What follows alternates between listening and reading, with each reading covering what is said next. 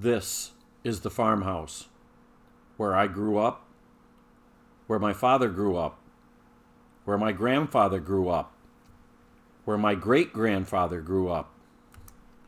The main house was built in 1860. We got electricity in 1943 with the Rural Electrification Act. And now what I am doing is I'm removing the majority of the 1960 updates and reverting the era back to somewhere between 1920 and 1950. I'm going to show you each room in the order that I did them years ago. While I am no more of a carpenter or a designer than any member of my family has ever been, I'm doing it to suit me and my tastes.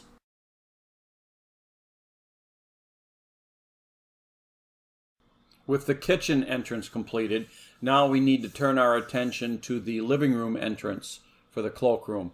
Not that we're going to be using that as an actual entrance, but I thought putting the original door back in, that nice oak tongue and groove door, it just looked good there. So here's the image of the door as you saw in chapter 1.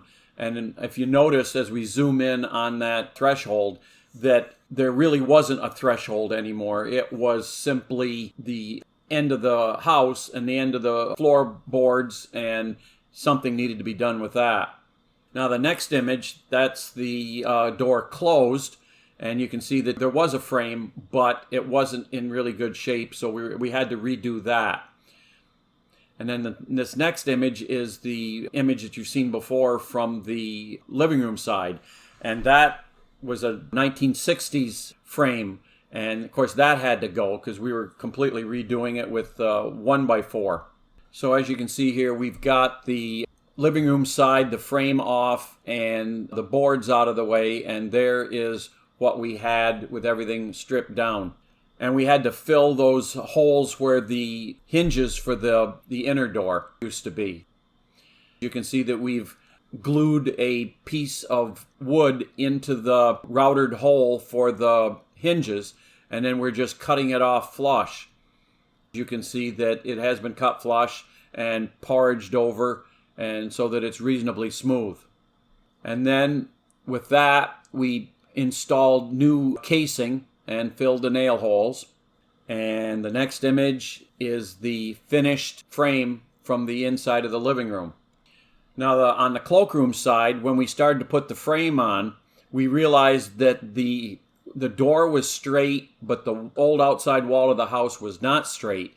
So we had to bring it out from the wall a little bit to make it straight so that it was flush with the door when it was closed, and add some blocking.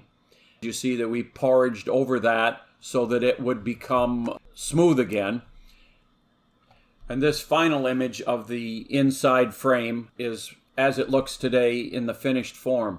Now we had to turn our attention to the old threshold.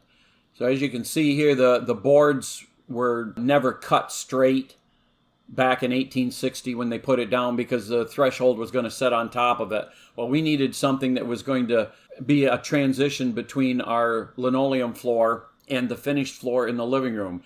So as you can see here, we used one of those oscillating saws and started cutting down into the wood so that we could have it set reasonably flat.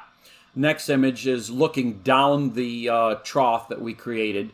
You can see there's some rot from water that obviously got in under the threshold way back in the day. And then our next couple images, you'll see where the original floor of the living room was a little bowed. So we put long drywall screws in to pull it down to get it as flat as possible. And you can also see where we had to take a grinder and grind away at the old siding of the house. I guess that would be the underlayment of the siding, to get it down so that our threshold would sit flat. Then we bought a oak board and cut it to size and set it in and kept test fitting it until we got it the way we wanted it. And here's how it looks with the door closed.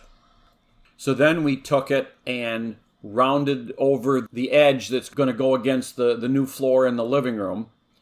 which you'll see here that we did it a lot later because the floor is already down. And then we pre-drilled and countersunk 3 holes for the brass screws. You have to pre-drill because that old oak beam is harder than the brass screws, and you would ruin the brass screws trying to install them without pre-drilling a hole. And then we put our 7 coats of amber shellac on. Then after it was dry, we slid it into place and set the screws on. And then I realized that I had made a mistake. Those screws had not been prepped for the oak. And by prepping, I want the shiny brass to look 100 years old. So you take the heads of those screws and you run them over a brass wheel on our buffer to remove that shiny coating. Then you take gun blue and with a Q-tip, you apply it once or twice to the head of the screw, which is now just raw brass. And within a couple minutes, it puts 100 years of age on the brass. And then when you install it, it looks just like it's been there 100 years. And if you notice, we use slotted screws because they would not have used Phillips back then. It wasn't invented yet. So there is our finished threshold. And if you didn't know better, you'd swear that it had just been refinished and it was the original oak threshold from the 1860s. And that is how we did the living room entrance to the cloakroom.